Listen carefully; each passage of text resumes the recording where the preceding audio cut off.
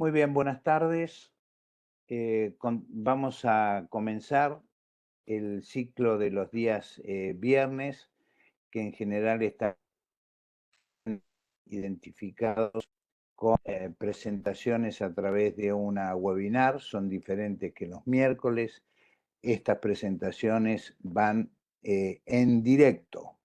Bueno, en el día de hoy tenemos el gusto, el placer de poder presentar al doctor Juan Ignacio Sánchez Miret, que en primer lugar es un amigo de muchos años, que tiene un conocimiento pleno de la situación no solamente de Argentina, sino de Latinoamérica, que ha colaborado en la formación de muchos profesionales que han visto en este aspecto tan particular de la medicina a un referente, yo diría, en el mundo. El doctor Sánchez Miret es especialista en medicina intensiva, especialista en medicina interna y en unidades coronarias. Es miembro del comité de expertos en bioética de la Organización Nacional de Trasplantes, a quien ya nombramos lo que significa en España. Es coordinador de trasplantes y presidente del comité científico del Donation and Transplantation Institute de Barcelona. El doctor Sánchez Miret es oriundo de Zaragoza. En este momento está parcialmente retirado, ya que eh, eh, cumple con determinadas médicas en su afán de seguir colaborando con la sociedad y con el progreso de la medicina. Nos va a dar una presentación de algo fundamental y que ya algo había surgido del debate del día miércoles en cuanto a la donación en la formación médica y general de la comunidad y el rol en los medios de comunicación. José Ignacio, como siempre, te agradecemos muchísimo poder contar con tus presentaciones, de las cuales hace más de una hora fuera de la presentación ya nos has enseñado toda una serie de aspectos que nos seguirán guiando en nuestra actividad médica, especialmente en la relación médico-paciente y en la necesidad de la humanización de la medicina.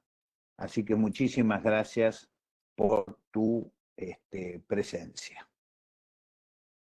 Muchas gracias, profesor Raimondi, amigo, y muchas gracias a todos los que estáis ahí al otro lado del océano y a través de una pantalla.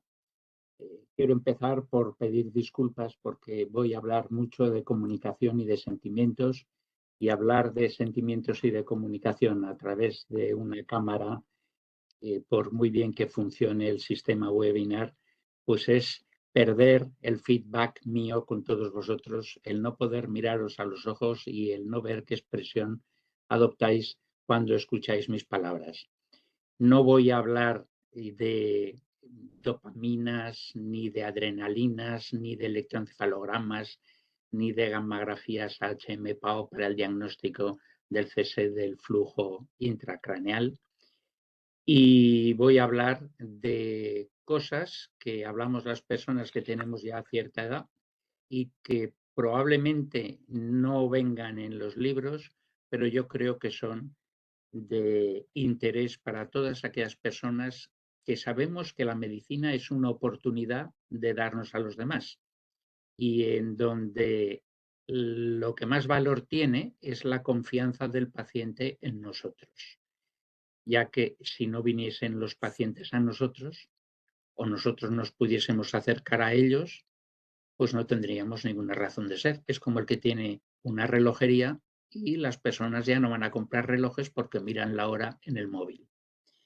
Por lo tanto, tenemos que ganarnos día a día la confianza de todas esas personas, de los pacientes, de sus familias, de la sociedad en general, y que nos va a dar la oportunidad de poner en práctica aquello para lo que nos hemos preparado. Voy a ver si quieren pasar las diapositivas. Bien, Vamos a ir, ha pasado, a ¿no? pantalla completa. Ah, sí, pero te A ver falta si va a José pantalla Ignacio. completa. Es Aquí, que ahí está, perfecto. está. ¿No? No, ahora sí. Ahí sí. Bueno, a ver si No, quieren seguir pasando. se vuelve como si tuviese dos pantallas compartidas, doctor. Pues voy a quitarla de aquí. ¿Y ahora? ¿Ahora A bien? ver, Seguimos Sí. igual. ahí, ahí sí. Ahí están las dos. Cierre el PowerPoint, Cierro el PowerPoint. porque ahí se superpuso la primera ahí. Y vamos a empezar de nuevo. Vamos a empezar de nuevo. El PowerPoint está aquí.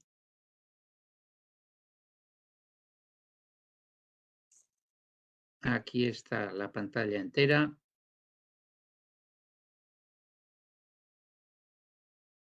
¿Ahora? ¿Todavía? No. Pues aquí está como que sí. A ver.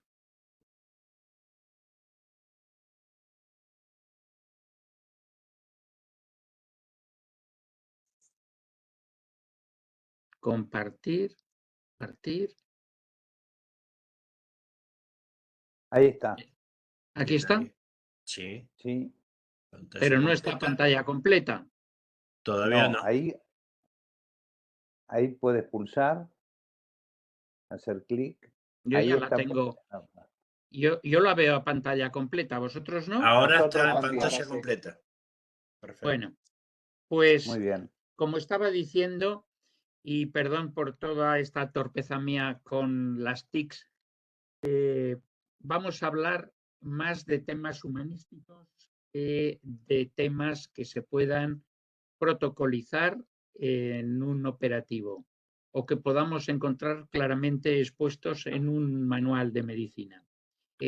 Voy a dar 4 diapositivas iniciales, no por ningún ánimo de presunción, que no es tal, sino porque quiero que veáis el contexto en el que nos estamos moviendo en este momento en la Organización Nacional de Trasplantes en España, que afortunadamente, gracias a unas características que yo resumiría como una buena legislación, unos grandes profesionales, una buena administración y organización, una atención exquisita a la sociedad y a los medios de comunicación y un análisis continuo de cuáles son los resultados de lo que estamos haciendo, hace que, bueno, pues estemos en una posición de privilegio en cuanto a tasas de donación y de trasplante, o lo que es lo mismo, decirle a las personas que conviven con nosotros en este país, que es España, que si tienen necesidad de un trasplante para mejorar su calidad de vida o salvarla, pues tienen más probabilidades que en cualquier otra parte del mundo. El año pasado, estos datos son los últimos que se presentaron en la rueda de prensa de la Organización Nacional de Trasplantes a mitad de enero de 2023, y dicen que el año pasado se hicieron 5.383 trasplantes en España para una población de 47 millones de habitantes.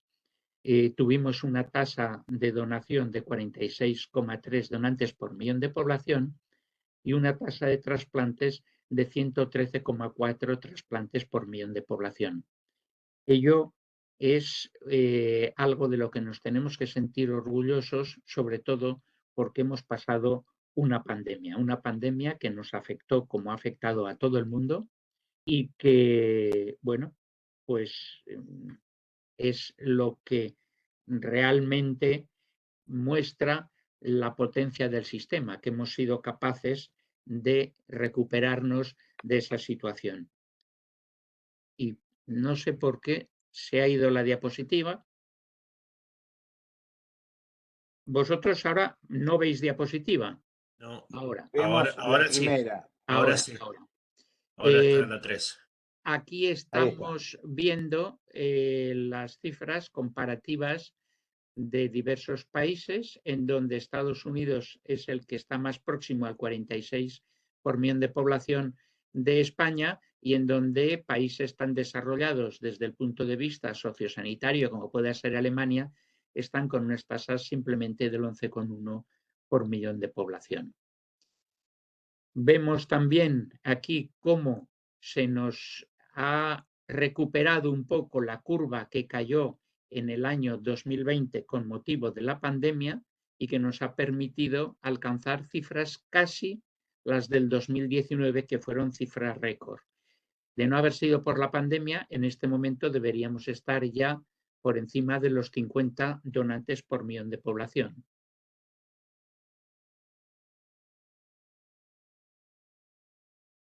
De verdad que hay algo que hace que no quieran pasar las diapositivas. Bien. Bueno, incluso en el trasplante renal con donante vivo, que es uno de los retos que tenemos que mejorar en nuestro país, porque esta tasa de 7,4 es una tasa muy baja, deberíamos estar por lo menos entonces en torno al 15% de los trasplantes renales hechos en nuestro país con donante vivo, fundamentalmente porque el donante vivo genera unos resultados en el paciente trasplantados bastante mejores que los del donante cadáver, puesto que son órganos que no han sufrido el fenómeno deletéreo de la muerte y que además se ha podido prever y programar el trasplante de manera que al paciente a trasplantar se le ha inducido la inmunosupresión poco a poco y se han evitado efectos indeseables del tratamiento inmunosupresor de choque que hay que poner cuando el trasplante es inesperado porque el donante es un donante cadáver.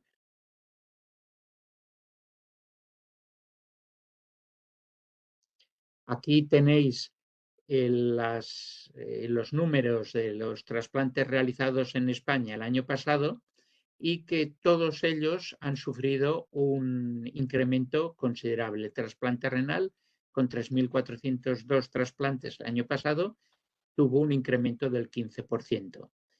Y se incrementó el trasplante pulmonar muchísimo, sobre todo por la utilización de pulmones, de órganos obtenidos en donaciones en asistolia, y también el trasplante pancreático. El trasplante intestinal, que es preferentemente infantil, es el de menos actividad, pero también es que hay mucha menos donación y mucha menos indicación.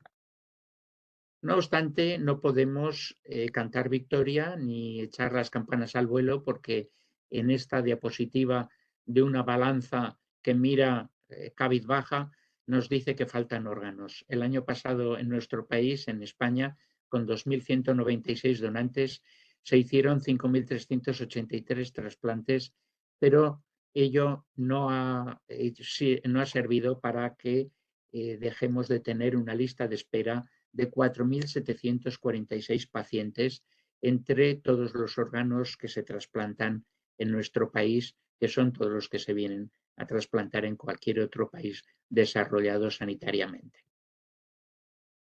Y ahora vamos a empezar a hablar de aspectos humanos del trasplante. El trasplante es una actividad médica, que diría yo también social, sociosanitaria, que económicamente es muy rentable para el sistema sanitario público, porque sobre todo el trasplante renal, cuando sacas de la diálisis a un paciente, estás ahorrando al sistema en España 45.000 euros anuales por término medio, que es lo que viene a costar la hemodiálisis. Ese es un poco menos, tal vez, el precio del coste de un trasplante renal el primer año, pero en el resto de los años un enfermo trasplantado viene a consumir unos 5.000 euros en inmunosupresión y controles y, por lo tanto, está ahorrando unos 40.000 euros anuales al sistema. Si tuviésemos que pagar la diálisis a todas las personas que están trasplantadas de riñón en nuestro país, no habría dinero en las arcas del Estado para poder hacerlo, ni instalaciones, ni horas del día para poder hacer todo ese tratamiento. De ahí que yo diga que es una actividad sociosanitaria. Y como actividad sociosanitaria depende de la sociedad. Por muchos profesionales bien formados que tengamos, que son necesarios tenerlos, por muchos hospitales de primera línea en aparataje y en recursos, que hay que tenerlos, por mucha farmacopea y mucha inmunosupresión avanzada que tienda a la inmunomodulación, que hay que ir hacia allí.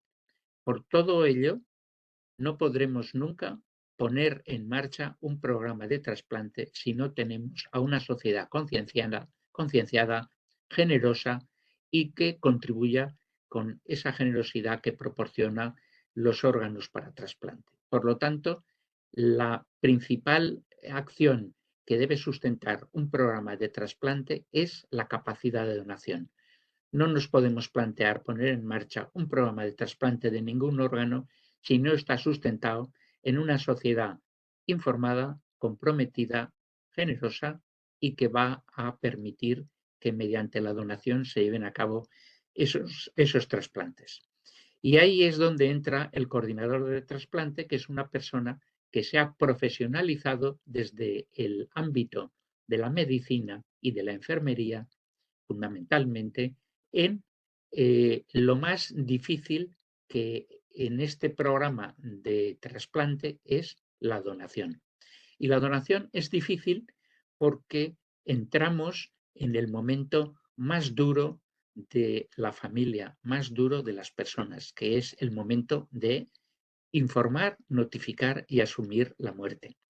La promoción de la donación es un objetivo principal que tiene que cumplir el coordinador de trasplante, pero que lo tiene que cumplir no convenciendo a nadie, sino informando a la sociedad para que de esta sociedad surja el deseo de donar. Hoy en día, hace ya tiempo que en nuestro país no hablamos de tener que conseguir una donación. No, lo que tenemos que hacer es verlo desde el punto de vista en el que la sociedad española nos ha puesto a los profesionales sanitarios, y es ofrecer la magnífica oportunidad para que después de muerto pueda haber una donación de órganos.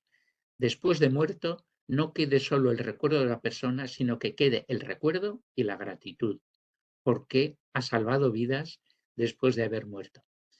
Esto es algo que está recogido en nuestra legislación.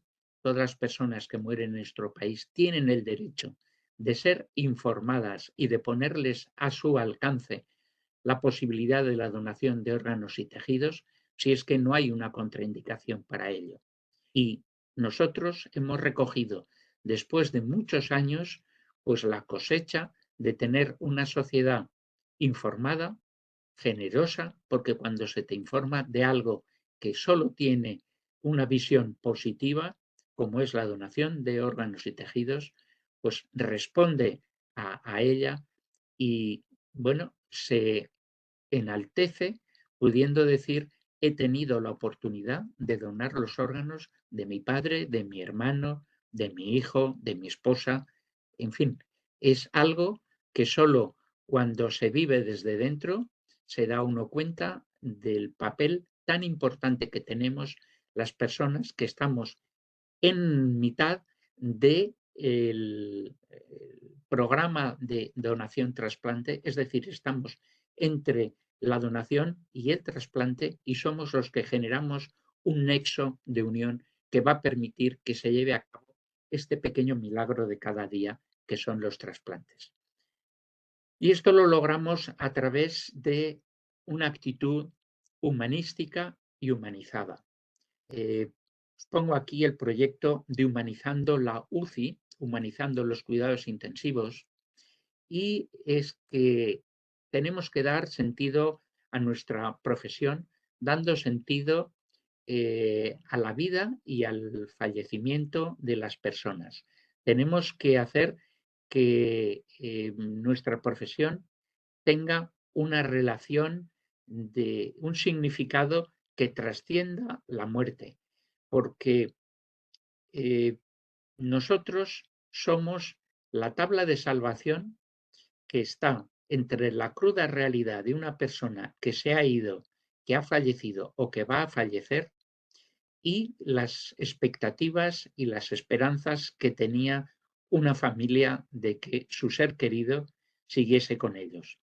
Para ello tenemos que tratar a las familias, a las personas, como seres únicos, como personas irrepetibles, aceptando cómo son y haciéndoles más fácil este trance y consiguiendo que despierten en ellos aquellas características que les van a permitir sobrevivir después de esta tragedia a la que se enfrentan. Tenemos que dar malas noticias y dar malas noticias, bueno, pues a nadie le gusta. Dar malas noticias es de una manera drástica y negativa alterar la expectativa vital del paciente o de la familia y que, bueno, va a conllevar lo peor, que es la pérdida de la vida.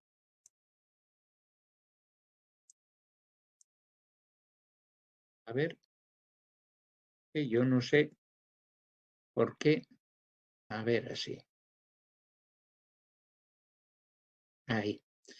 La comunicación de las malas noticias, según dice Marcos Gómez Sancho, es que es el acto humano, ético, médico y legal que tiene mayor valor, que tiene mayor fuerza y que es tremendamente humano y que habla de la grandeza del acto médico. Doctora, dígame. Es, Sí, se ahorita, ve, doctora, estoy en esto de Argentina, por eso no sabía cómo conectarme, si conectarme acá o allá, no sabía. ha Yo conseguido estaba colocar. avisando, estoy conectando, les dije, estoy conectando lo de Argentina, les he avisado, estaban conversando, yo pues qué puedo hacer. Janet, Hay un micrófono por activo. favor. Ahí la silencié. Continúo.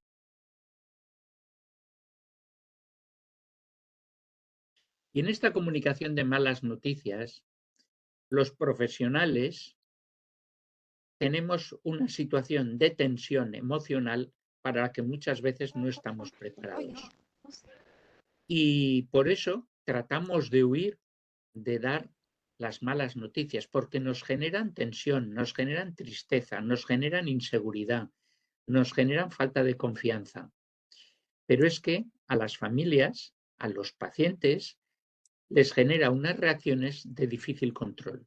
Y nosotros no somos quienes para juzgar esas reacciones, puesto que están elaborando su primera fase del duelo y ese duelo es suyo. No somos quienes nosotros para juzgar, ni para criticar, ni para decir no se ponga así. Para comunicar malas noticias necesitamos un entorno adecuado, no podemos notificar ninguna noticia, ni buena ni mala, pero mala mucho menos, en un pasillo de pie y con el grave riesgo de que la persona con la que estamos hablando se desmaye y se caiga. Si queremos tener una comunicación eficaz, tenemos que estar en un entorno cálido, un entorno adecuado, un entorno discreto, un entorno que facilite la comunicación eficaz. Y la comunicación es algo que se caracteriza por ser un proceso dinámico, por ser inevitable. No podemos no comunicar. simplemente con nuestro silencio, con nuestra mirada, con nuestra posición de los brazos, con nuestra actitud hacia adelante o hacia atrás, ya estamos comunicando. Es imposible no comunicar. Comunicamos incluso cuando estamos durmiendo. Y además, la comunicación es un proceso irreversible. Aquello que hemos transmitido, aquello que hemos emitido y que ha sido captado por el emisor, la otra parte de la comunicación, queda allí, indeleble, será recordado y será recordado tal y cual nosotros nos hayamos mostrado. Por lo tanto, tenemos que hacer las cosas bien desde el primer momento. La comunicación no está exenta de ruido entre el emisor y el receptor, es decir, el que lanza un mensaje y está presente en la decodificación de ese mensaje, existe un ruido que es la falta de atención, la falta de concentración, la falta de silencio, la incomodidad, el frío, el llanto. Hay muchas clases de ruido, pero todos ellos son desfavorables para la comunicación. La comunicación tiene que tener un carácter de ayuda siempre, y de ayuda cuando es el profesional el que está comunicando, tiene que tener como objetivo facilitar que el paciente y la familia exprese sus sentimientos y sus deseos. De ahí que no podemos decir nunca, es un grave error, decir no llore, tranquilícese, estése quieto, siéntese. Son sus sentimientos, sus emociones y tenemos pues que respetarlas y ver de qué manera nosotros podemos introducir el mensaje de ayuda junto con nuestra actitud en ese entorno de crisis. La causa más frecuente de fracaso en la comunicación está en pensar, en creer, en asumir que lo que hemos dicho se ha entendido, ha sido decodificado por la persona que ha recibido nuestro mensaje. El pensar que porque yo lo digo, y lo digo muy bien, se ha entendido, y si no lo he entendido, es su culpa, y ahí se queda, ese es el grave error de todos los comunicadores. Pero cuando estamos hablando de algo tan importante como la vida de una persona que se acaba de alejar, pues es el mayor error. Esto bien lo saben los políticos cuando están comunicando, ¿no? Que el mensaje tiene que ser captado y para eso utilizan eslóganes, etcétera. Pero nosotros no podemos utilizar eslóganes. Nosotros tenemos que estar al lado de despertar los recursos en la familia para que entiendan lo que está pasando y ponernos siempre a su servicio. La comunicación será eficaz siempre que coincida la intención del emisor o comunicador y la interpretación del receptor o paciente o familia con la que estamos tratando de establecer esta comunicación de situaciones críticas. Y aquí os pongo las 3 Vs de Mehrabian, que la comunicación se basa en un aspecto verbal, un aspecto vocal y un aspecto visual, las 3 Vs. Verbalmente, lo que decimos se capta en un 7%. ¿Cómo lo decimos? El tono, el timbre, el ritmo, todo el volumen. Eso incide en la persona que nos escucha en un 38%, pero realmente lo que tiene más capacidad de comunicación, de transmitir, de que se nos entienda, es la actitud captada por la vista, el sistema visual, nuestros gestos, nuestra postura, no estar cerrados de brazos, estar inclinados hacia ellos, incluso alguna sonrisa en algún momento. Todo eso hará que la comunicación sea más fluida y sobre todo más eficaz. La comunicación verbal tiene que comenzar porque cuando nos dirigimos a las personas nos hemos de dirigir con su nombre. No hay palabra más dulce que podamos escuchar que nuestro propio nombre.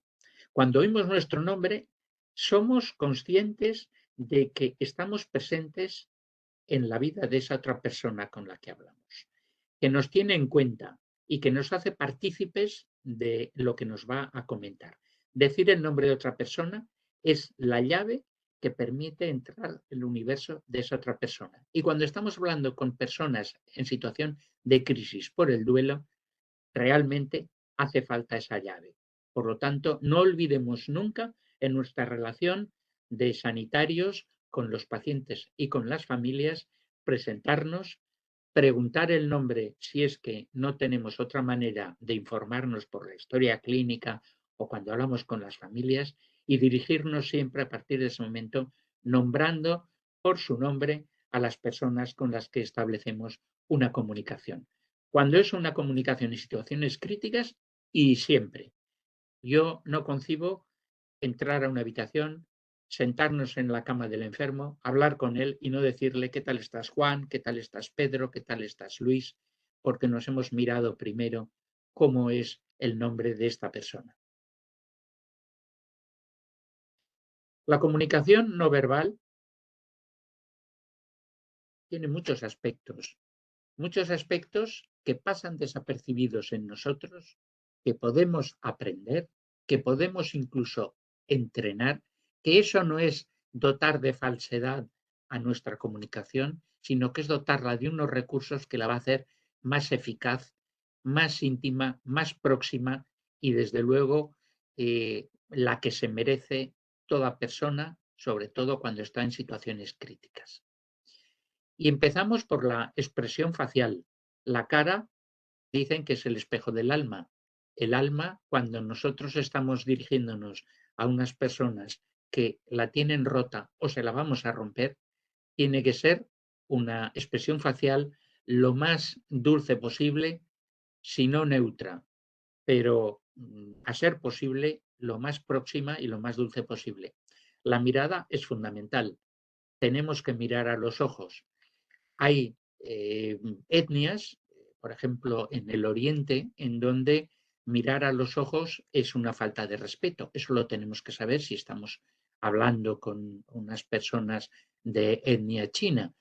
Pero en general, la mirada es reflejo del alma y tenemos que mirar a los ojos a las personas a las que les vamos a arrebatar la última esperanza de un ser querido.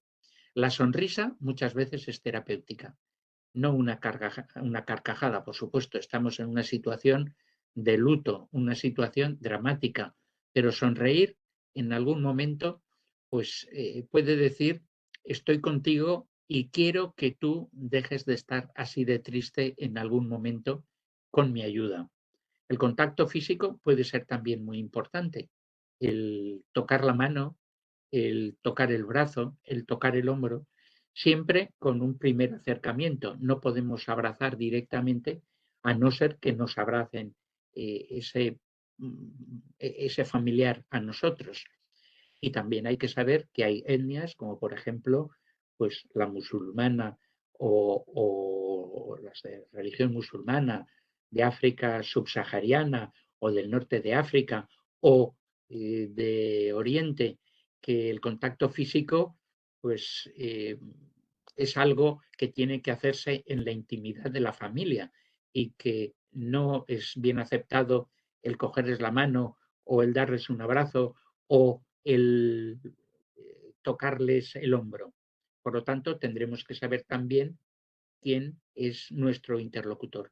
La postura, una postura abierta, orientada hacia ellos, el asentir con la cabeza cuando ellos están hablando, porque nosotros también tenemos que demostrar que estamos entendiendo lo que nos dicen y cómo se sienten.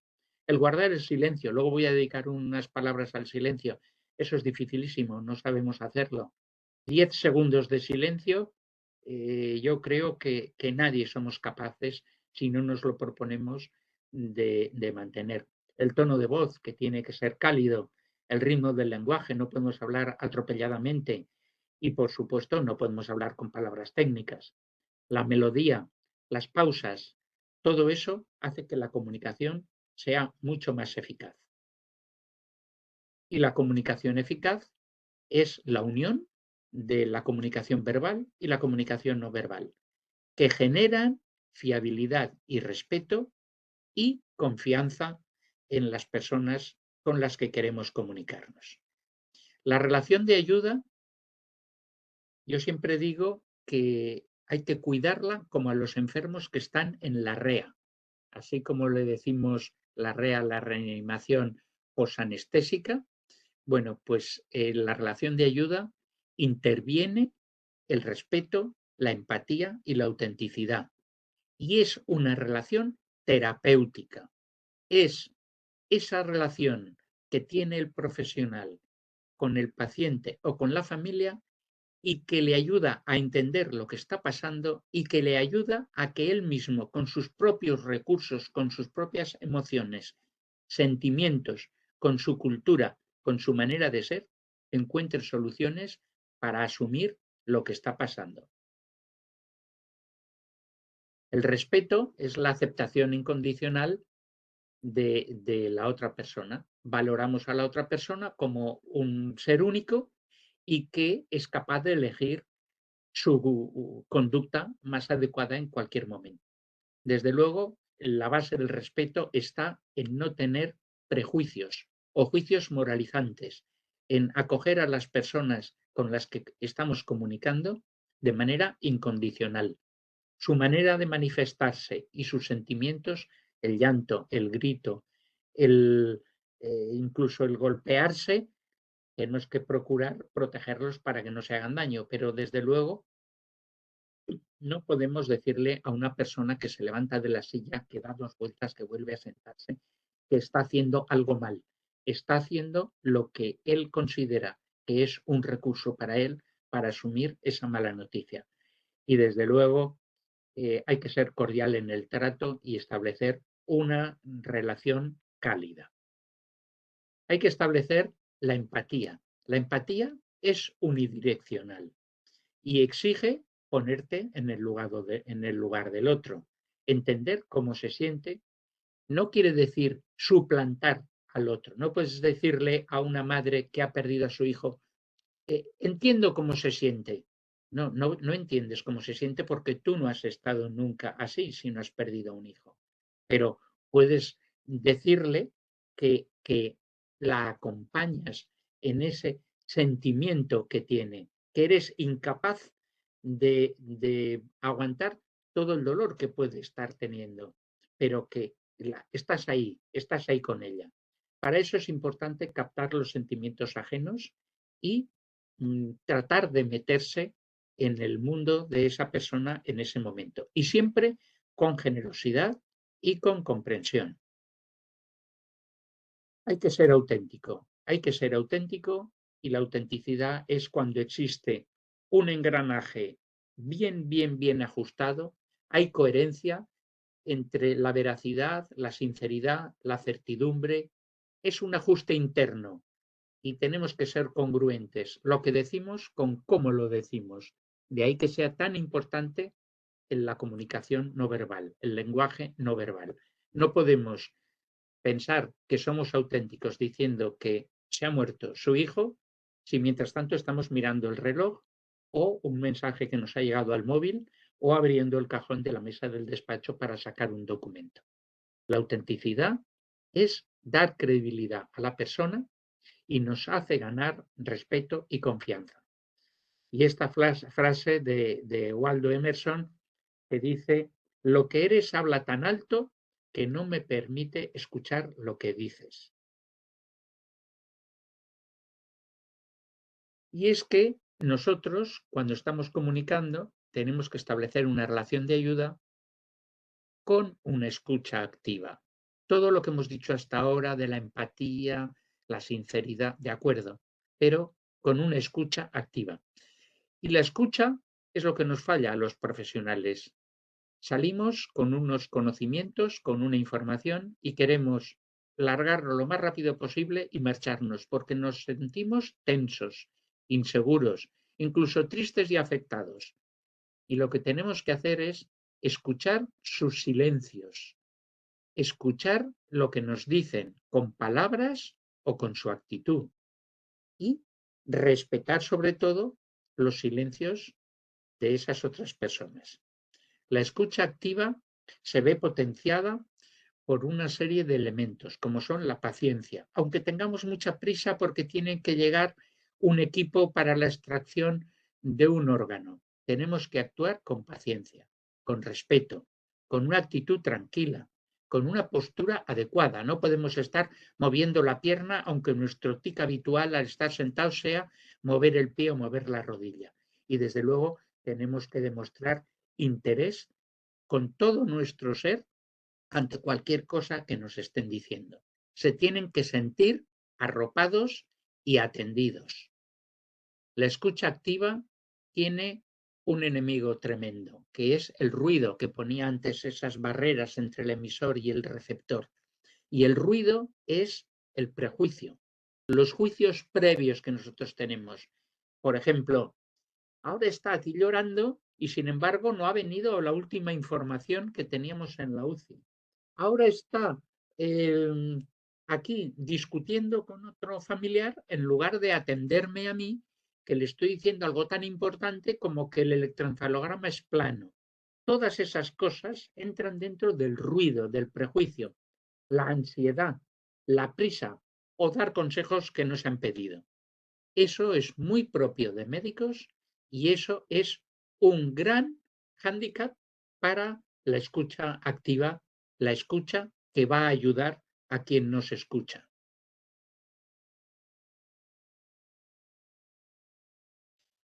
Y hay técnicas de comunicación para la escucha activa.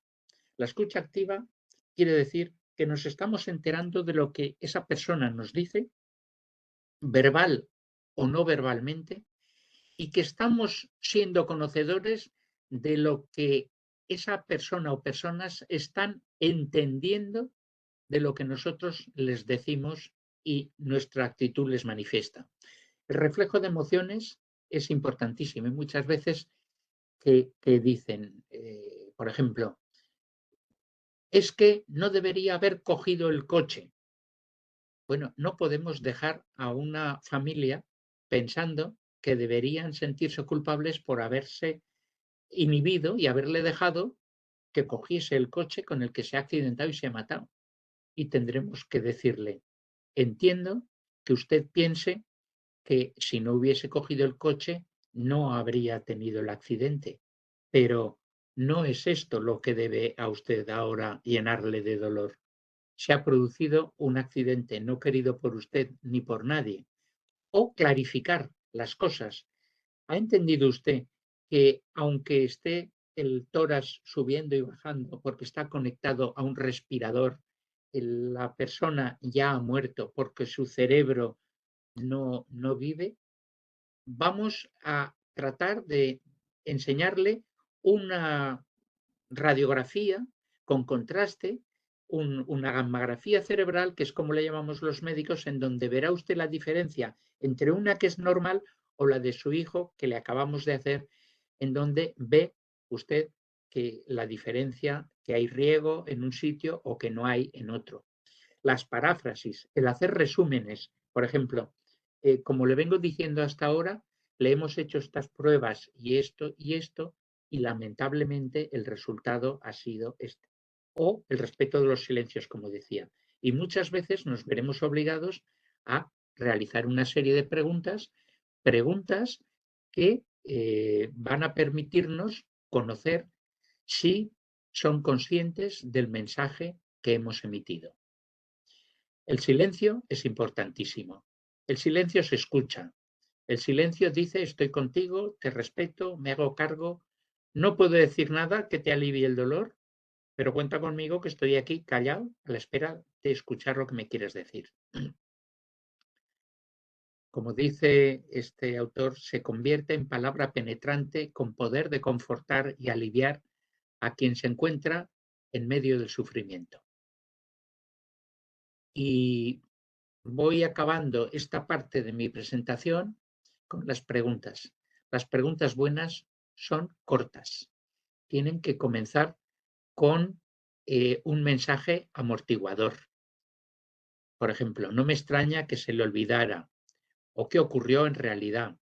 Introduce procesos de reflexión y desde luego no tienen que ser vividas como un interrogatorio en una comisaría. No hay que hacer varias preguntas a la vez, no hay que hacer preguntas que condicionan la respuesta, no hay que hacer preguntas de las que queremos que se responda de una manera concreta. Por ejemplo, ¿no será que? O ¿verdad que? Todas esas preguntas condicionan y desde luego tienen que ser preguntas abiertas. No tenemos que decir una pregunta que se responda con un sí o con un no, que son las preguntas cerradas. ¿Qué preguntas debemos hacer para mejorar la comunicación? Pues lo primero, demostrarles que en ese momento estamos solo para ellos. Tenemos que mirarlos y tenemos que responder. Incluso cuando no sabemos una cosa, no podemos quedarnos callados. Tenemos que decirle, mire, no sé responder ahora a la pregunta que usted me hace, pero en unos minutos me informaré y espero poder ser capaz de explicarle y responder a lo que usted me pregunta. Hay que hablar con palabras sencillas, no vale hablar con palabras técnicas. Muchas veces hablamos, es que se ha muerto, ¿sabe? Porque tiene una hipertensión endocraneal, porque ha habido un cese de flujo y en el momento en el que la PIC ya deja de registrar, pues esa persona se ha muerto. Bueno, ahí no ha entendido nada. Eso, desde luego, a nosotros nos protege, nos defiende con nuestra barrera de científicos, pero desde luego no estamos haciendo para lo que estamos en ese momento, que es para ayudar a las personas a través de que entiendan lo que ha sucedido y que sean capaces de sacar de sí mismos recursos para superar esa situación. La mejor comunicación es la que somos conscientes que se está entendiendo y está ayudando a la persona. Y desde luego tiene que ser siempre una comunicación veraz. Y lo que no sabemos, no lo decimos. Decimos, ya me informaré. Desde luego, como he dicho antes, una sonrisa a veces es terapéutica. Y tenemos que dar opción a que nos hagan preguntas. Y tenemos que responder solo a lo que nos preguntan. No podemos bombardearles con información que no son capaces de asumir. Y desde luego tenemos que hacer la escucha activa y respetar los silencios. No juzgamos las reacciones, son propietarios de su propio duelo y por lo tanto se manifiestan como su cultura les ha educado. Y esto, un ejemplo claro, es la etnia gitana, que son muy extrovertidos y son dados al llanto y a manifestaciones externas que pueden ser consideradas extemporáneas para nosotros, pero para ellos es su cultura. Aunque no tengamos tiempo, tenemos que actuar como si lo tuviéramos. No podemos mirar el teléfono. Tenemos que evitar, como he dicho antes, no llore, no haga esto, no diga, tiene que ser fuerte. Pero ¿cómo le vamos a decir esto si todavía no ha asumido lo que está pasando? Y desde luego no tenemos que dar consejos que no nos pidan. La clave para muchas de estas cosas es la relación médico-enfermo y médico-familia. Pero ¿cómo llegamos a las familias? Pues llegamos a través de los medios de comunicación muchas veces. Y el coordinador de trasplantes se debe, y esta es la segunda parte de mi conferencia, a los medios de comunicación. A los medios de comunicación hay que ganárselos. Y no podemos pagar una campaña publicitaria, hágase donante, porque competir con la Coca-Cola o con la General Motors es imposible con los recursos sanitarios. Y porque todas esas campañas acaban saturando y teniendo muy poco resultado. Al final hacen zapping. Y nosotros lo que queremos es que los medios de comunicación manifiesten, expongan, comuniquen, difundan acontecimientos de carácter humano que, entre comillas, enganchen a la sociedad y le hagan ver que todo esto no es otra cosa que preocuparnos por ellos, porque en definitiva, detrás de la donación está el sentirse bien la familia que ha donado, el engrandecer la figura de la persona que se ha ido y el salvar vidas mediante el trasplante de esas personas que han accedido a esos órganos mediante esos procedimientos complejos, pero muy humanos. Tenemos que crear opinión a través de los medios de comunicación. Tenemos que diferenciar la información de la publicidad. La publicidad es la de la Coca-Cola, la de los trasplantes y la donación es información. No podemos gastar los recursos sanitarios en competir, como digo, con esas marcas de primera línea. Y tenemos que ser conscientes de que los trasplantes son noticias. Si entramos en Google y ponemos trasplantes, saldrán infinidad de entradas en fracciones de segundo. Y somos conscientes de que cuando las noticias sobre trasplantes son positivas, la sociedad lo percibe de manera positiva, de manera buena, y la población reacciona con un carácter positivo ante el mensaje de la donación o ante la información y oferta de posibilidad de donación de un ser querido. Mientras que si la noticia sobre el trasplante es negativa, la percepción social es mala y las donaciones decaen, como pasó en Alemania cuando se supo que el director de un programa de trasplante de un órgano metía sus enfermos privados en la lista de trasplante de ese órgano, posicionándolos en la posición más alta de la lista porque falsificaba los datos analíticos haciendo que tuviesen los datos peores para que tuviesen acceso prioritario al trasplante de ese órgano. La negativa a la donación se combate, se trata, se cuida, se mejora gracias a la información. Una información honesta, veraz, sincera, completa, accesible. Y esa información tiene que llegar a la sociedad y tiene que combatir la desinformación. Y desde luego tiene que ser la red sanitaria la que esté comprometida con este tipo de información. Y para ello hay que formar a enfermería y medicina de los consultorios de cabecera, de primer contacto del enfermo y su familia, e ir subiendo a los hospitales y a los especialistas. Pero lo más importante es llegar desde abajo. ¿Y desde abajo cómo? Estimulando en el seno familiar la conversación sobre la donación. Cuando yo hablo a colegios, a chicos de 12 años, me dicen, pero sí, bueno, estos no van a morir, no van a ser donantes. No, pero van a llegar a casa y van a hablar con sus familias. O cuando hablo a las residencias de ancianos, de personas de 90 años que dicen, pero hombre, si esta persona ya no tiene ningún órgano que pueda ser trasplantado, algunos sí, o algún tejido, pero es que esos abuelos tienen un peso específico en esa familia que lo que ellos dicen en las visitas a los nietos, a los bisnietos, a los hijos, es tenido muy en cuenta, aunque solo sea para que luego al volver los familiares a la casa, después de ver al anciano que a lo mejor está en una residencia o en su domicilio atendido por alguna persona, bueno, dicen, ¿sabes de qué hemos hablado hoy? Pues me ha hablado de esto.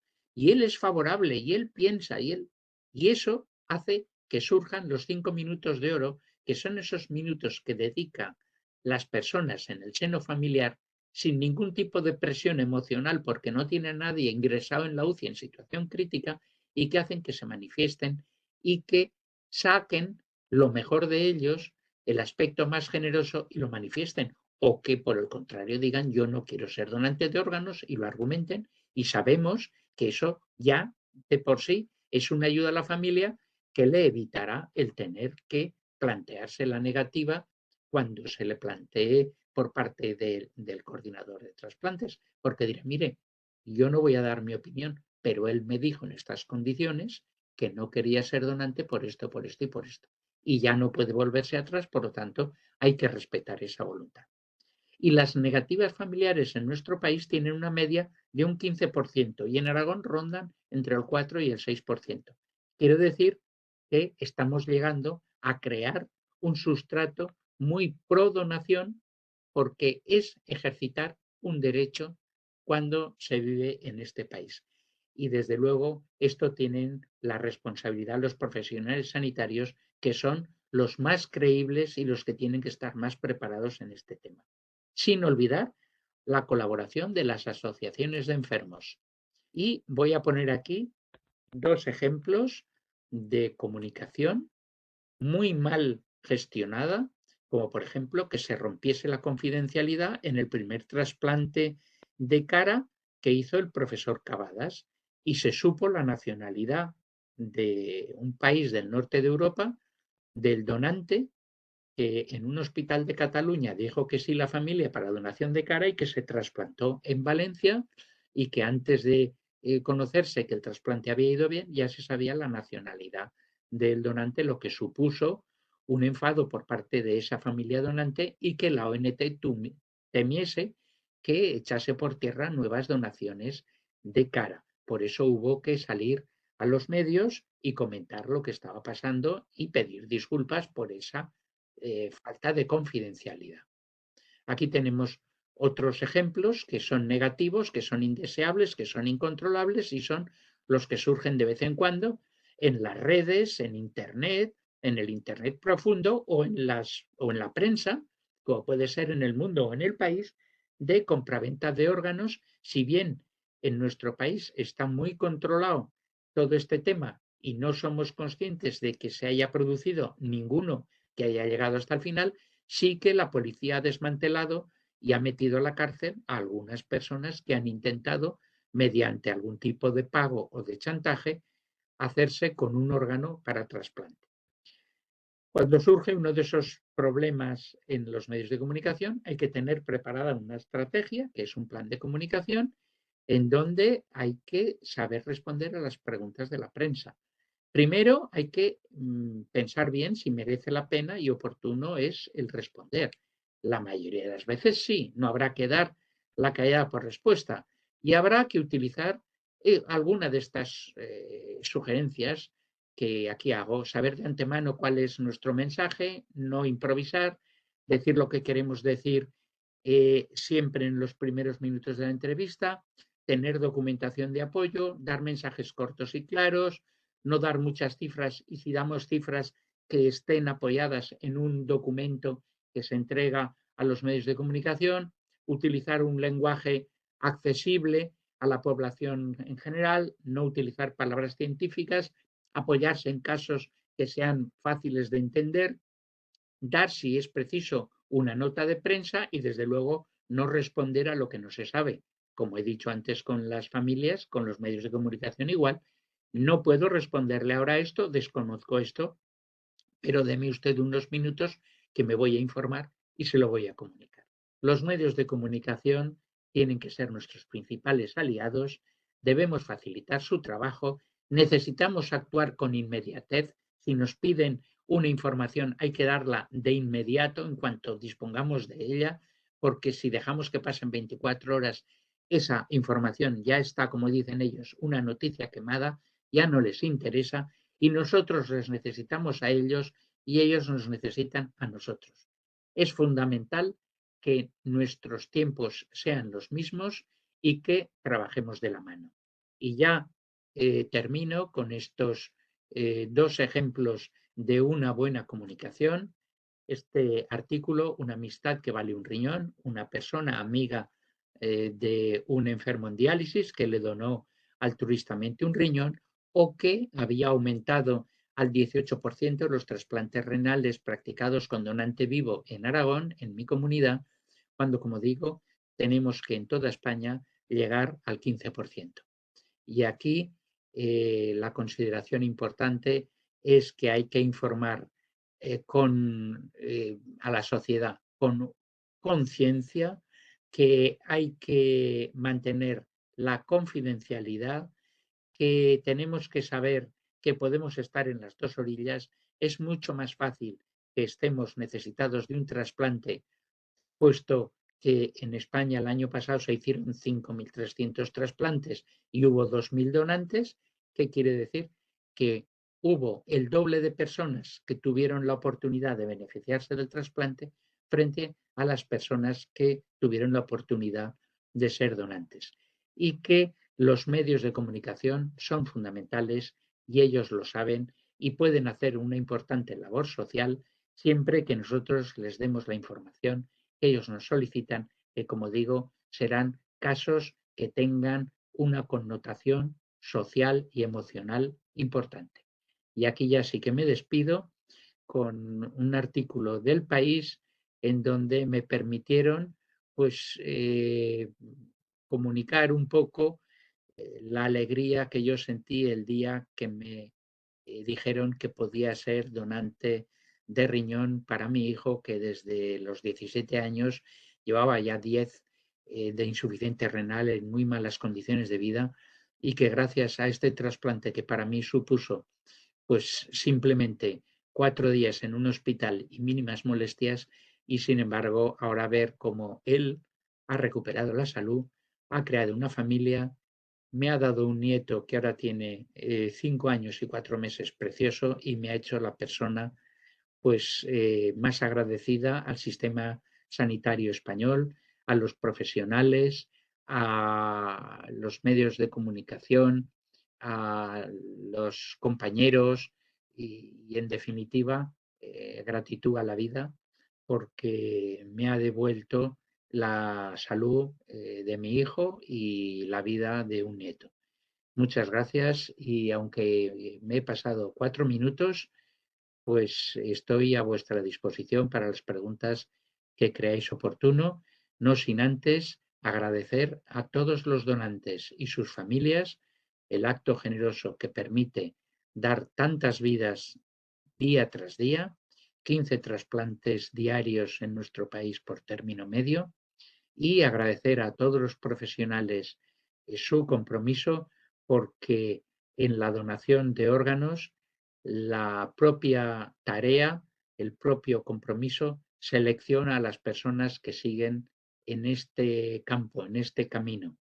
Aquí hay que, y no lo digo pues por falsa modestia, no, para dedicarse a esto hay que ser buena persona y comprometerse hasta las trancas y un poquito más, y valorar pues todo lo que hacemos por los demás, lo hacemos por nosotros mismos, y ser conscientes de que el mayor mérito lo tienen los pacientes, que se ponen en nuestras manos, que ponen lo más preciado que tienen los pacientes y sus familias en nuestras manos, que son sus vidas. Cuando vienen a nosotros, tenemos que decir gracias por confiar en mí, porque si no viniesen los pacientes, sobraríamos los médicos y todos los sanitarios. Y muchas gracias, y aprender, esto va para los estudiantes, que la medicina nos enseña cada día, no porque estemos estudiando cada día, que también, sino porque el comportamiento, la actitud y la oportunidad de tratar a personas en situación de crisis, de enfermedad, de dolor, nos hace cada día un poquitín más sensibles, un poquitín más cercanos y, en definitiva, un poquitín mejores profesionales sanitarios. Gracias a todos vosotros por vuestra atención.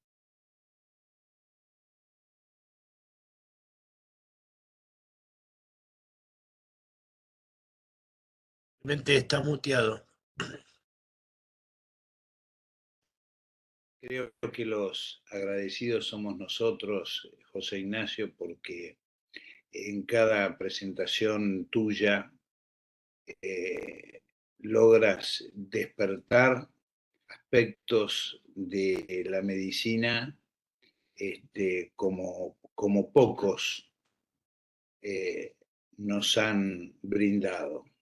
Y no hay mejor ejemplo que tu de coherencia en tu última fotografía, en donde todo lo que has realizado y trabajado en tu vida desde muy joven, que todavía lo sos, obviamente, no podía tener mejor colorario que una donación ni más ni menos que a tu hijo. Yo quiero, en primer lugar, tengo algunas cosas anotadas para preguntar, pero quiero abrir las preguntas a todos los participantes y poder aprovechar en lo que sea necesario al doctor Sánchez Miret. ¿Algún aporte, algún comentario, alguna duda? sobre todo lo que claramente explicó. Permitirme que salude a Taide. Buenas tardes, Taide.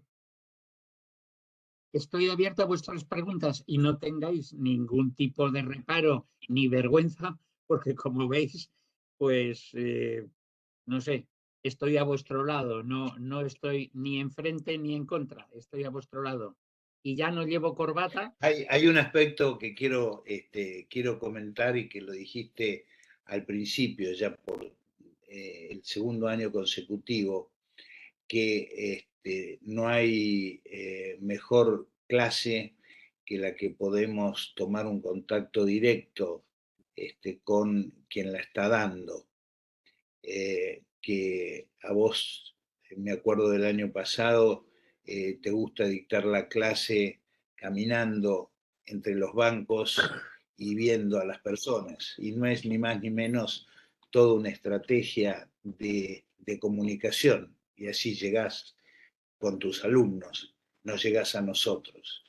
Pero también tenemos que en este momento, y que creo que lo hemos aprendido de la pandemia, que si no hubiera existido estas estrategias de enseñanza, no tendríamos la oportunidad nosotros desde aquí, desde la Argentina y desde Latinoamérica, porque hay muchos compañeros latinoamericanos que se han unido en esta presentación, de poder escuchar todas estas enseñanzas.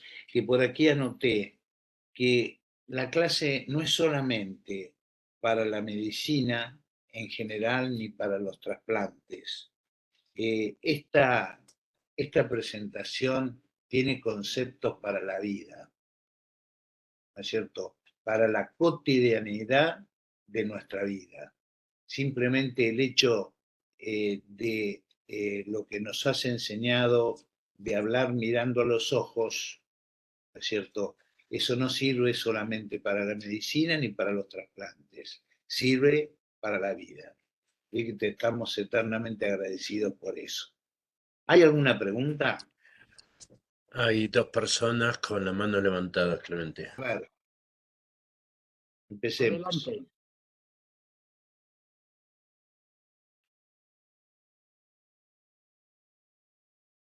Michelle. Buenas tardes. Buenas tardes. Desde México, desde el Hospital Español en San Luis Potosí, México, primero felicitar a los organizadores por haber contemplado incluir al doctor José Ignacio, quien es magistral y es toda una autoridad en materia de donación y trasplantes. Y que verdaderamente estas estrategias que nos está diciendo sirven muchísimo para que podamos adentrar con nuestros pacientes, con las familias, pero sobre todo incluso con los políticos. Sabemos que mucho para que crezca las cuestiones de donación y trasplantes, en gran parte es la voluntad política. Entonces, adoptar también estas estrategias en este tipo de personas nos ha ayudado a que el programa de donación y trasplantes vaya aumentando, hacerles entender que este tipo de programas verdaderamente salvan vidas y que ahorran, como dijo el doctor José Ignacio, que ahorran al sistema de salud muchísimo dinero. Muchas gracias por haberme dado la palabra y felicidades a todos. Muchas gracias. Constanza. Hola, buenas. Yo soy de Chile, del Hospital Regional de Concepción. Somos una de las coordinaciones locales de acá de Chile y nuestra consulta en realidad se basa en qué recomendaciones se podrían dar, porque la realidad chilena es muy distinta a la que se expuso en realidad. Nuestra tasa de negatividad bordea sobre el 40-45%. Y cómo quizás estos temas de donación se pueden abarcar a nivel preescolar o en los más pequeños, ya que como política pública, incluso en nuestro país, no está incluido el tema de donación para dentro de la época escolar. Entonces, nosotros estamos trabajando siempre poder incluir esto, pero quizá escuchar las recomendaciones o alguna experiencia internacional nos podría servir. Esa es nuestra duda. Gracias. Muchas gracias, Constancia, desde Chile. Yo he tenido oportunidad hace ya muchos años de ir a dar algunos cursos a Chile, incluso a Concepción, y aprovechar para hacer el cruce entre lagos y ver el Osorno y el Puntiagudo y disfrutar de esa naturaleza que tenéis tan exuberante y tan maravillosa. Mira, sé la realidad de Chile y de América Latina y sé que no es por falta de buenos profesionales y sé que no es por falta de generosidad de la sociedad.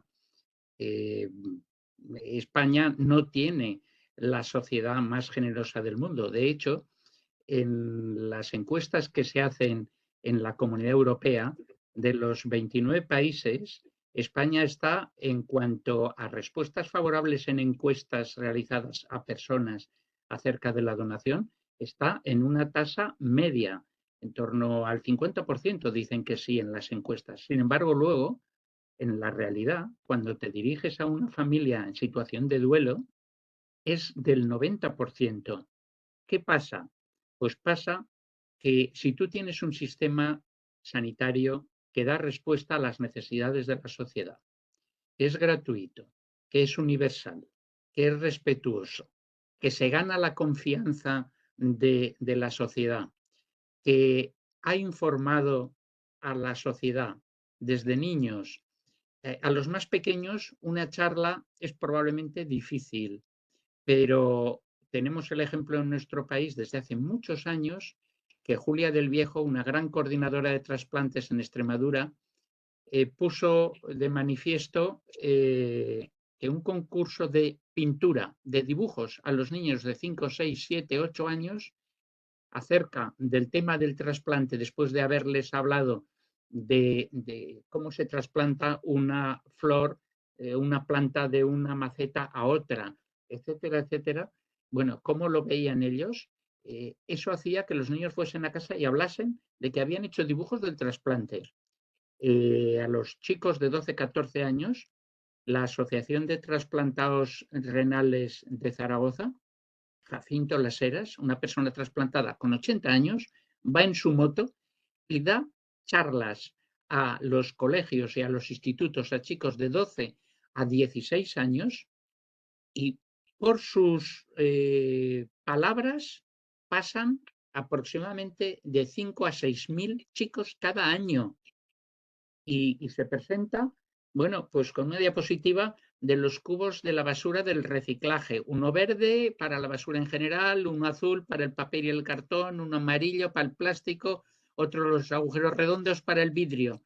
Y pone la diapositiva y esos cubos están al lado de unas casas enfrente del hospital clínico. Y dice, ¿sabéis qué es esto? Pues esto podía estar perfectamente dentro del hospital, porque es el reciclaje y ya se gana la risa y la complicidad de los chicos que están allí, ¿no?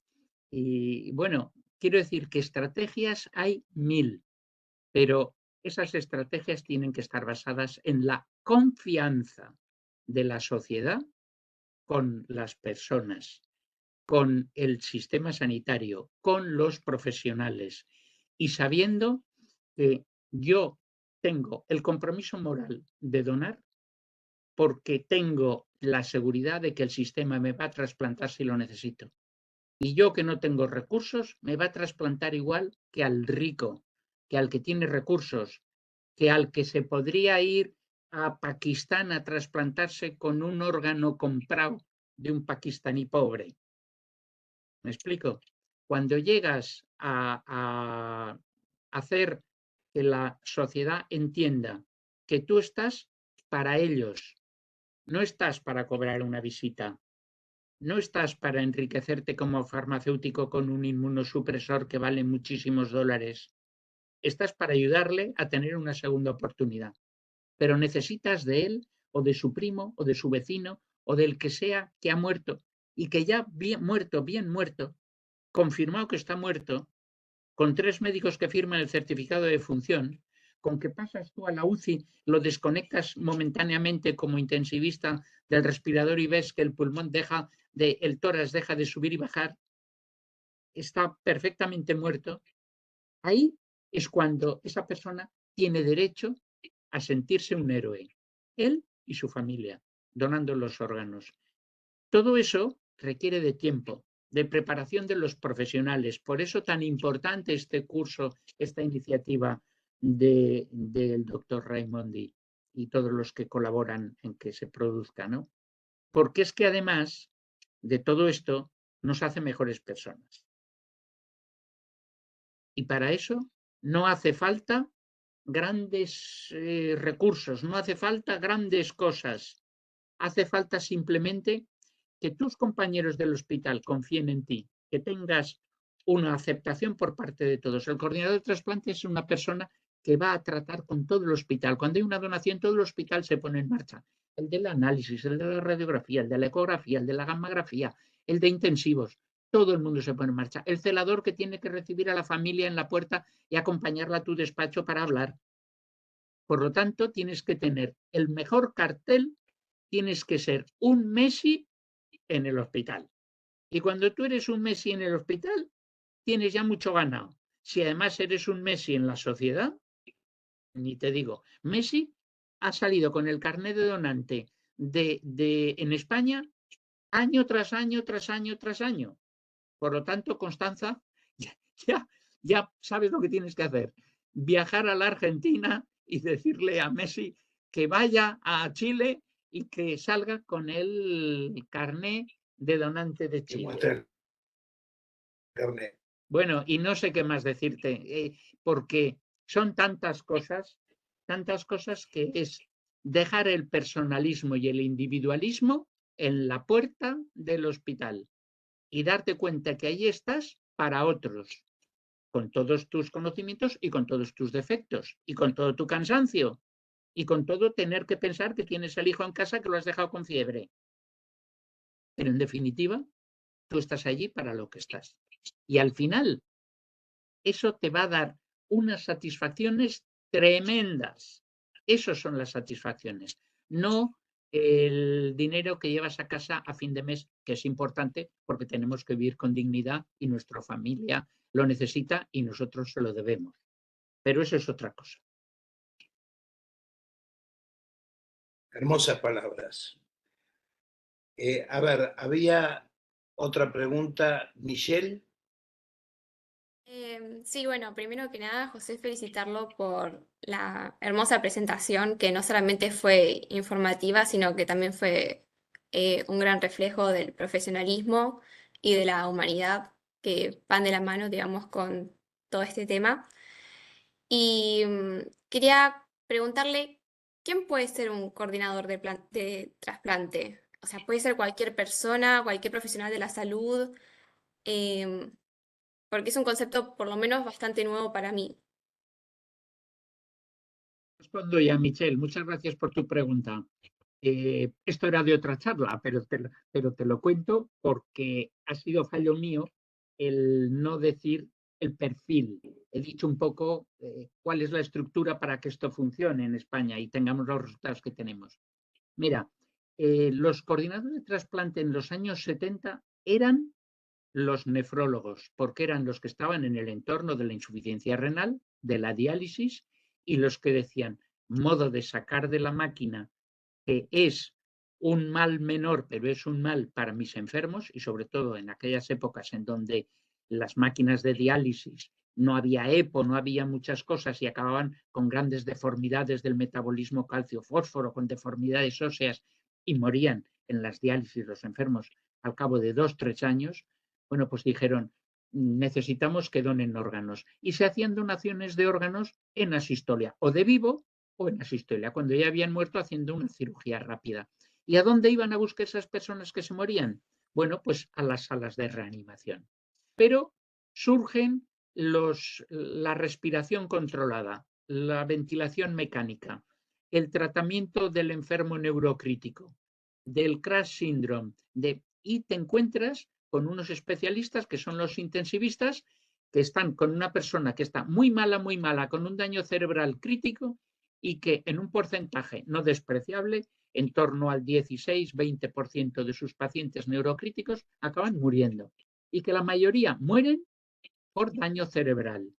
Y dicen, ¿cómo podemos nosotros acceder a estos órganos de estas personas? Lo primero, sabiendo diagnosticar la muerte encefálica, que se presenta antes que la muerte por parada cardiorrespiratoria, porque nosotros lo tenemos conectado a un respirador y lo tenemos con perfusión de noradrenalina, con manta térmica, etcétera, etcétera.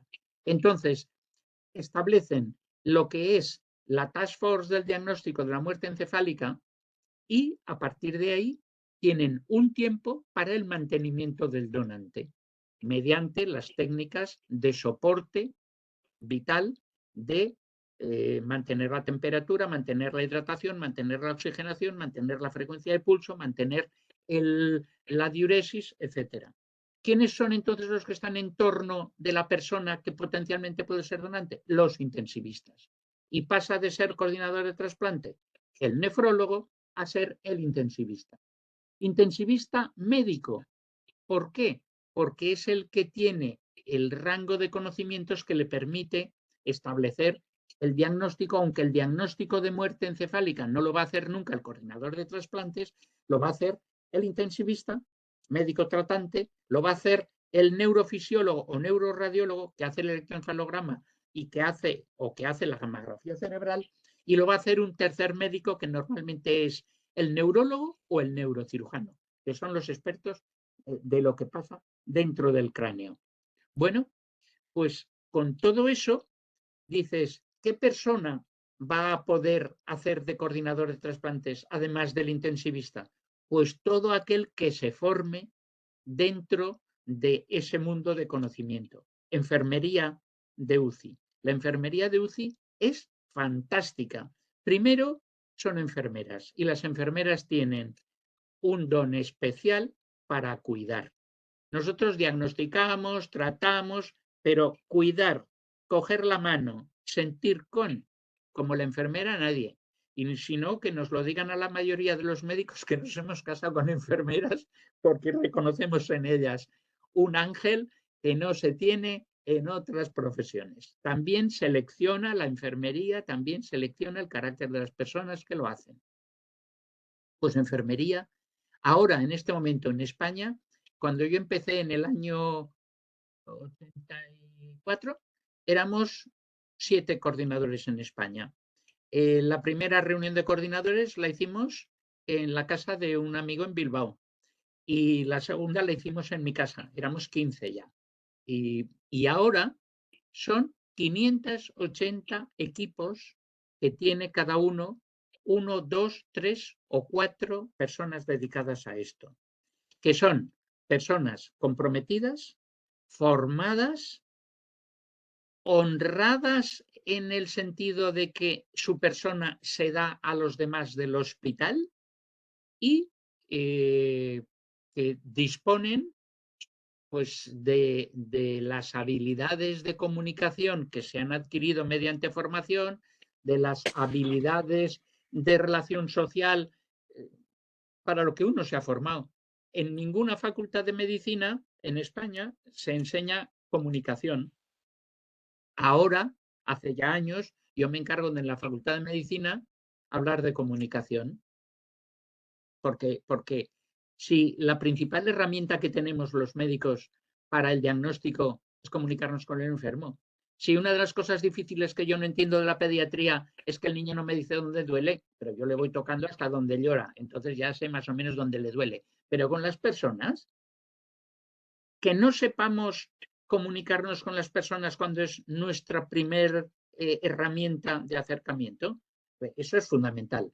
Y luego, y es importante algo en la medicina del trasplante, no solo es la técnica, que lo es, no solo es los recursos que se necesitan, por encima de todo la generosidad del donante, pero todo ello bajo el prisma de la bioética, porque si hay aspectos que tenemos que tratar con el mayor respeto es la donación y el trasplante.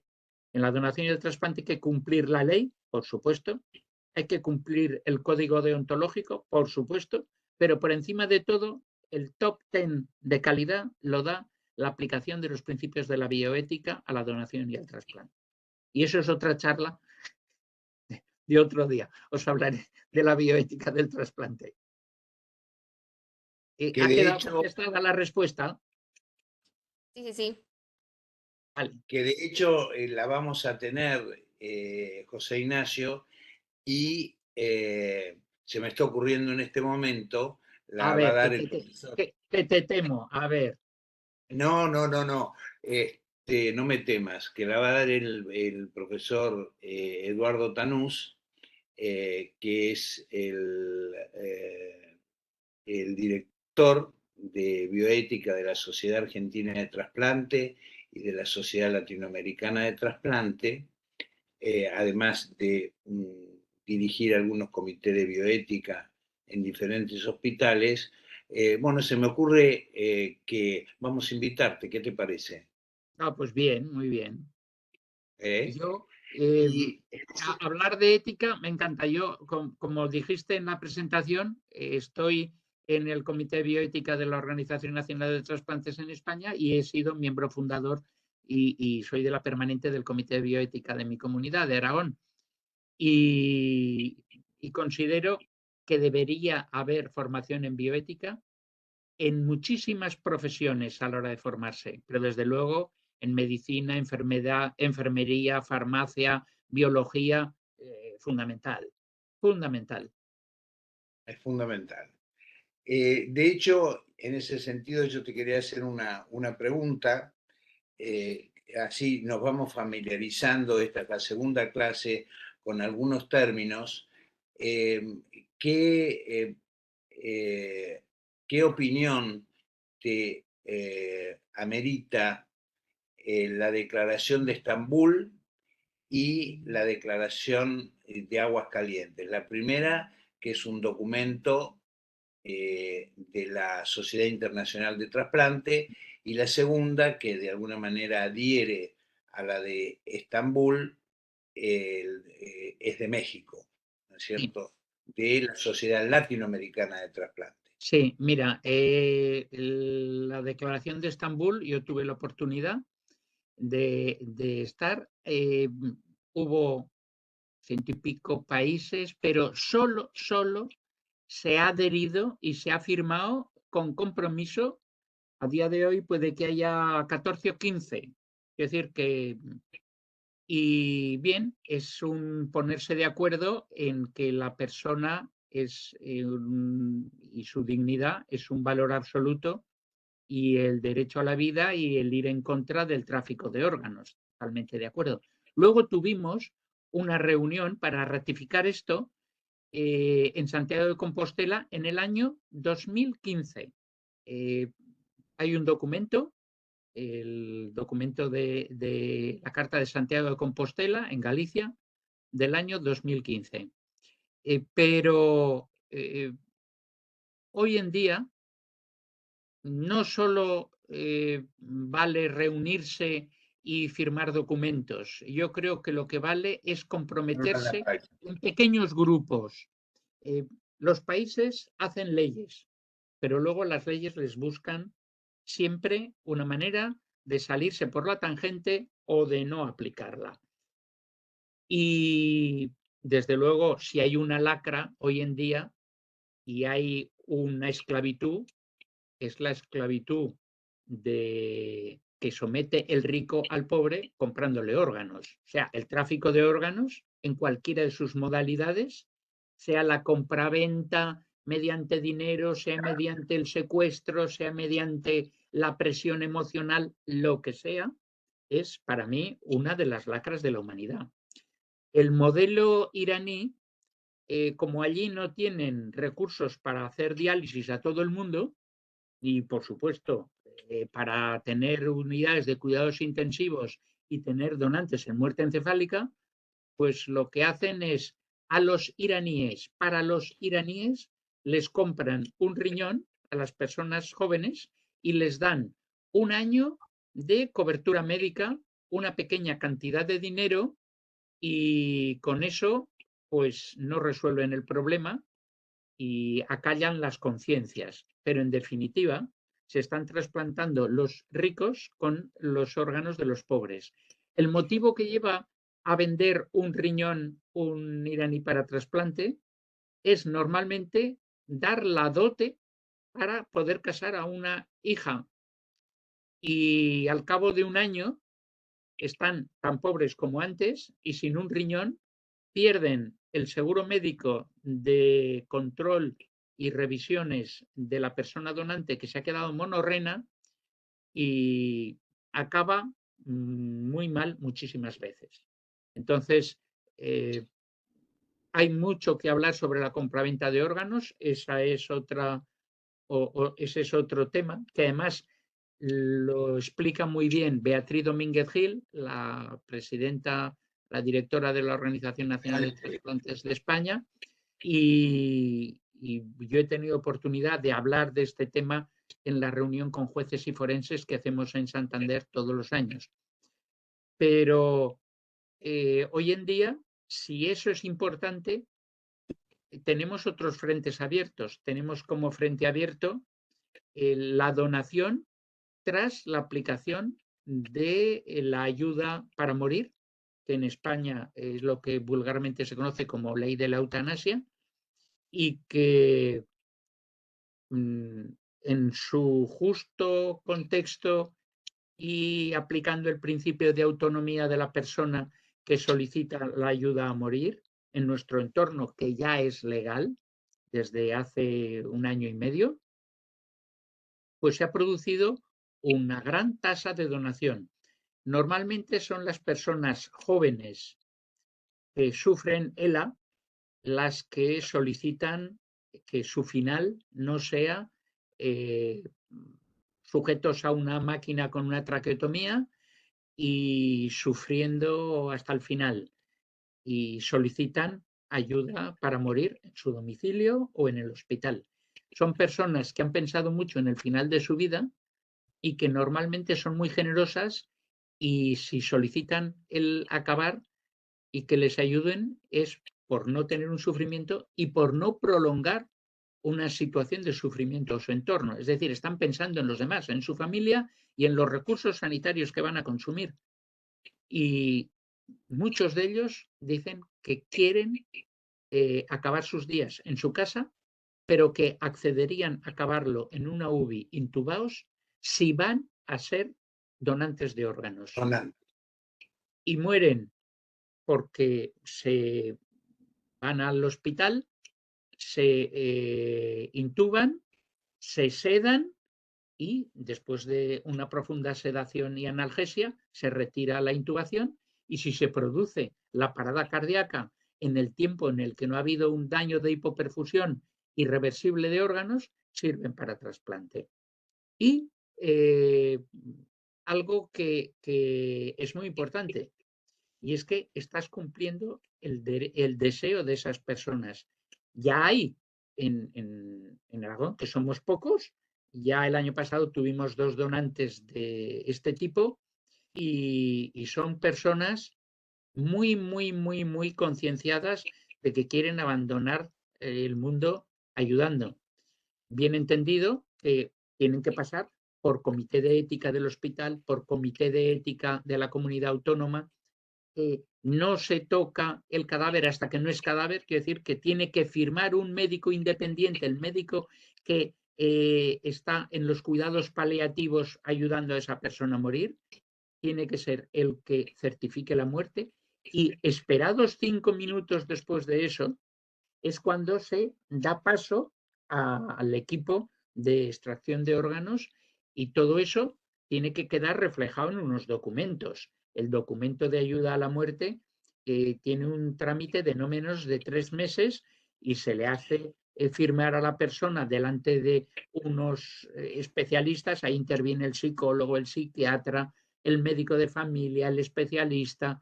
Es decir, que es un documento con valor legal y que no es para nada ayudamos a morir a estas personas para que sean fuente de órganos, ni muchísimo menos.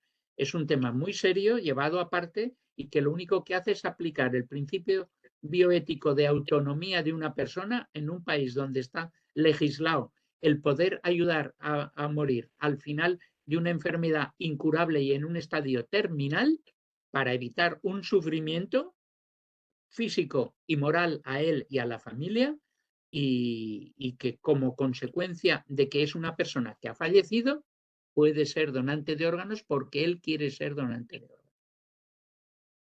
Es una manera muy rápida de exponeros esto, pero es el tema más candente que llevamos ahora los que nos dedicamos a la bioética y al mundo de la donación y el trasplante. También está la circunstancia de los estados vegetativos persistentes que sin llegar a el diagnóstico de muerte bajo criterios neurológicos, cuando se ve que la situación es irreversible, también parecería que constituiría un futuro ante la voluntad de la familia, porque en la mayoría de las veces la toma de decisión con antelación del paciente no existe, podría también ser una fuente. Pero yo particularmente soy un convencido que se llega a ese tipo de situaciones cuando la tasa de donantes por millón de habitantes llega a un amesetamiento y se ha hecho todo lo que se debería haber hecho y todo el camino que ustedes recorrieron. A partir de allí se pueden buscar estrategias, como se ha comenzado acá muy primitivamente con el donante a corazón parado, pero yo me pregunto que si tenemos uno de los países con una tasa de mortalidad por accidente cerebrovascular o accidentes de tránsito de las más altas, ¿no es cierto? ¿Cómo tenemos el número de donantes, siendo que hemos tomado contacto con ustedes desde la década del 90? Prácticamente, no digo cuando empezaron ustedes, porque habían empezado tal vez mucho antes, cómo todavía seguimos con el número de donantes y con el crecimiento exponencial de las listas de espera y su consecuente mortalidad. José Ignacio, fíjate que en la clínica nosotros estamos trasplantando, salvo en el caso del donante vivo, en el donante fallecido, salvo que sea un idéntico o un último acceso vascular en donde rápidamente no se le ha podido dializar, los pacientes no tienen menos de 8 a 10 años de diálisis. Ya. ¿Perdón? Pues triste vida la del insuficiente renal. Tremendo. Y cuando sabemos que en España, con los índices de donación cercanos a los 50 donantes por millón, y que estoy seguro que cuando pase esto y se terminen de recuperar, los van a superar, no somos todavía capaces de habernos ordenado en este sentido.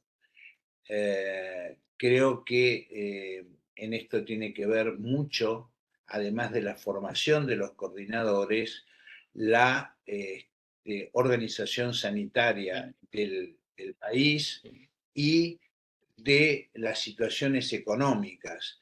Hay trabajos en donde demuestran que cómo las crisis sanitarias se superponen a menor número de donantes. Las crisis económicas condicionan el número de donantes y que es multifactorial en ese sentido. Y aquí nosotros vemos el número de donantes por millón y vemos los años que han pasado y lo superponemos con las crisis económicas y es una cosa que también es real. Tienes toda la razón. Con respecto a la declaración de Estambul, Argentina ha adherido y por supuesto al documento de Aguascalientes. Y si hay algo que podemos decir es que el comercio de órganos, no así el tráfico, que no es un tráfico de órganos, hay muchos países vecinos que no tienen programas de trasplante desarrollados y que cuando son programas de trasplante, me refiero tanto a procuración como el implante, vienen hacia la Argentina, obtienen la ciudadanía e integran nuestras listas de espera sin inconveniente. Sin embargo, hemos tenido pacientes que han intentado, teniendo una doble ciudadanía, irse a otros países donde la tasa de donación es más alta y no han podido trasplantarse, salvo en alguna emergencia. En cierta forma, todo nos llega con más de 25 años, por citarlo al doctor Mañalich, y que van a tener que todos los asistentes oportunidad también de conocerlo. Siempre recalca desde 1994 a la fecha todo el tiempo que pasó y seguimos en una situación, no digo similar, pero todavía con mucha, que requiere mucha organización. Sí, yo recuerdo mi primera visita a Ascochingas, el primer curso, y Martín Torres, y bueno, pues el Incucay realmente requiere una línea de coherencia económico-político-sanitaria que lamentablemente pues no ha habido en el país y no ha permitido pues que se desarrolle como se debiera. Y sin embargo, vuestro vecino, y que yo a veces confundo el acento, y ya sabéis a quién me refiero, pues con 3 millones de habitantes tiene unas tasas de donación parecidas a las de España. ¿Por qué? Pues porque es pequeño y porque le han hecho caso y porque se ha podido organizar, etcétera, etcétera. Sí. Muy bien. Totalmente de acuerdo en lo que has dicho. Y no se puede, mientras haya recursos de un montón de personas con trauma craneal grave o con accidente cerebrovascular que llega a la muerte encefálica. ¿Se cortó? ¿Se cortó? No, se escucha perfecto, doctor. Digo que, posiblemente vos. Que mientras haya mucha persona en muerte encefálica que pueda ser donante y no se le ofrezca esa posibilidad, el pensar en donaciones en asistolia o en donaciones tras eutanasia o en lo que hablabas tú del estado vegetativo persistente, en lo que llaman la muerte neocortical en los países del norte de Europa, la pérdida del arousal, en el momento en el que esas personas están en situación vegetativa pueden ser donantes de órganos. Eso nosotros en España no lo aceptaríamos, yo creo que nunca. Está bien. Bueno, muy bien. ¿Hay alguna otra pregunta? Bueno, José Ignacio ha sido... Sí, hemos aburrido al respetable ahora con estas disquisiciones entre más mayores. Hemos empezado con 52 asistentes ya llevamos casi 2 horas, ¿no es cierto? Sí, Y apenas han desertado 7. Así pues muy bien. que éxito total. Bueno, me alegro. Muchísimas gracias, José Ignacio, y que sigas muy bien. Y bueno, vemos a ver cuándo nos volvemos a encontrar. Seguro que para bioética, para la clase de bioética. Yo tengo ganas de ver, de abrazar, de tocar. Está bien. Esto, y mira que Muy veo bien. caras de chicas sonrientes, atentas, guapas, pero algún chico también, mira así, no, quiero decir que no os dejo de lado, Muy bien.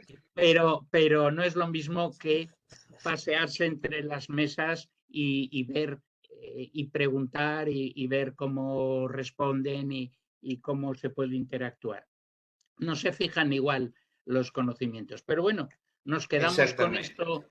Pero que vuelvo a nos insistir que si no inventó tuviéramos Marconi. esta infraestructura, no te podríamos haber tenido el placer de escucharte. Efectivamente. Y yo de veros a vosotros.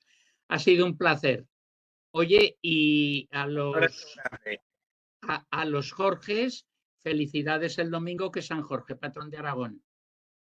Bueno, yo. Ya. Por eso digo, ¿eh? el 23 San Jorge, patrón de Aragón, que mató el dragón. Muy bien.